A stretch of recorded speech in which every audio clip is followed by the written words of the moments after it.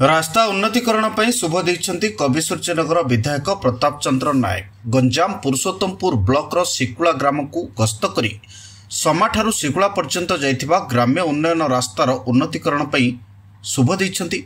दीर्घ दिन धरी उक्त रास्तार अवस्था शोचनीय होइथिबा बेले एहार उन्नतीकरण पर अंचलवासी दाबी करथिले। उक्त रास्तार उन्नतीकरण हेले आखपाख बहु ग्रामर लोके उपकृत होई परिबे। उन्नतीकरण कार्य पर 3,19,00,000 टंका व्ययबराद करा जाइछि।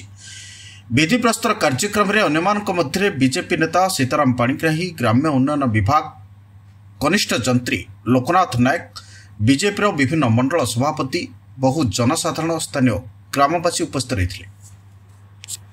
देखु ओडिशा सरकार संकल्प नहीं आम निर्वाचन समय कथा देइथिलु गाँ गहली प्रत्येक उन्नतिमूलक काम को आम केमती यथाशीघ्र करूँ और लोक सेवा देवु। से परिप्रेक्षी आज समाठारु शिकुला पर्यंत जो आरडी रोड अच्छी तार उन्नतीकरण करा आज शुभ दि जाइए।